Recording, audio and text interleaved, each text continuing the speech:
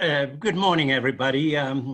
Good afternoon or very late evening, whatever is appropriate. I would like to welcome you all to Philadelphia, known as a city of brotherly love, but others kind of hasten to add also a city of sisterly affection.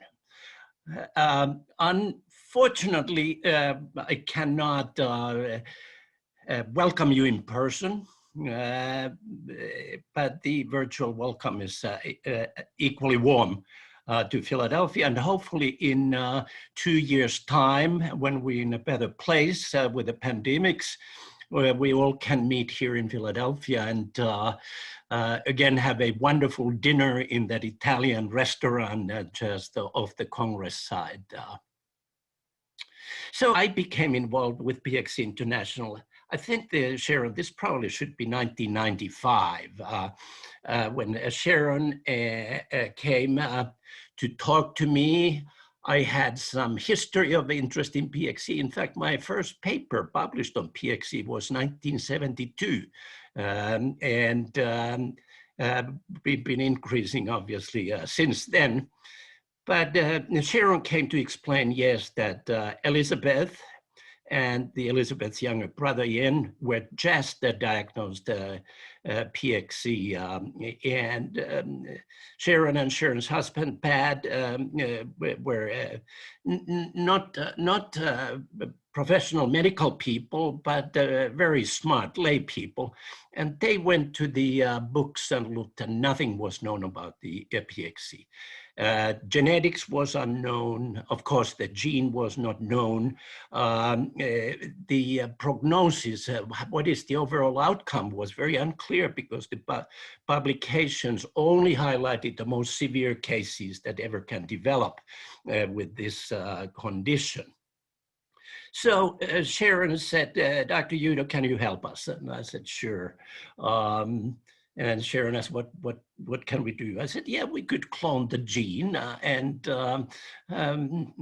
Sharon asked, what do you need? I said, at that time, we needed 400 families, get the DNA from those, and we'll go and clone the gene. And Sharon and Pat thanked and left, and we were sort of thinking they never come back because it's so rare disease. And lo and behold, Sharon and Pat quit their day jobs, established PXC International in 1995, probably, and started collecting the information. They came about 6 months later to my office and said, Dr. Uitto, here is the DNA from 400 families, so let's find a gene. And with the PXC International as a focus, we formed a multi-laboratory kind of collaborative effort. And in about 2 years' time, it took probably 2 years at that time. Nowadays, we clone genes in a couple of weeks, but it took us 2 years, and we found the gene.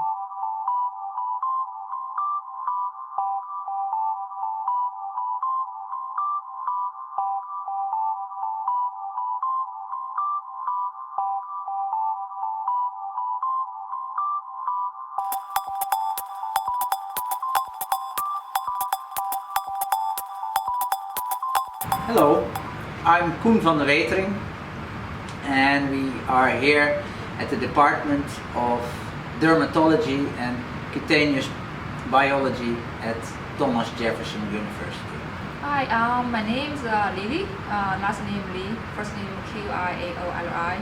I originally come from China. I'm Jouni Uitto. I'm the chairman of Department of Dermatology and Cutaneous Biology here at Thomas Jefferson University in Philadelphia.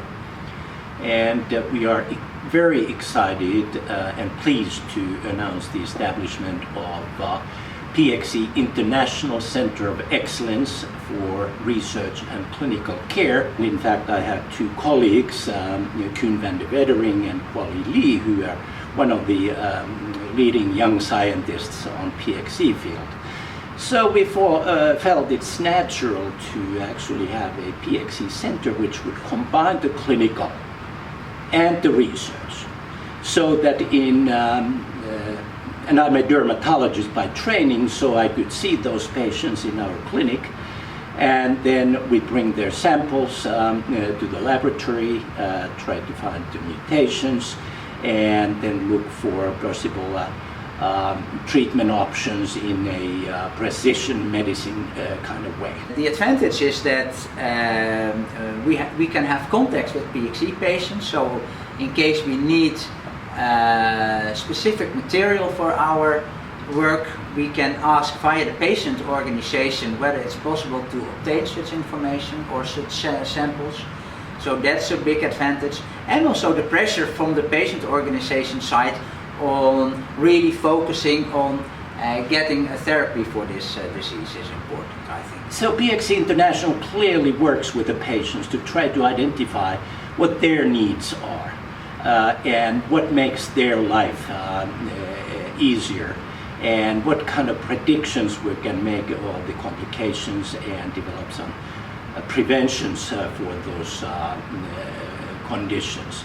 So PXE International is really a critical conduit here between the research operation that we have and the patient population, who are clearly the PXE International. This center I see as a focused effort to develop personalized medicine for the patients with PXE based on the genetic changes, based on their specific mutations.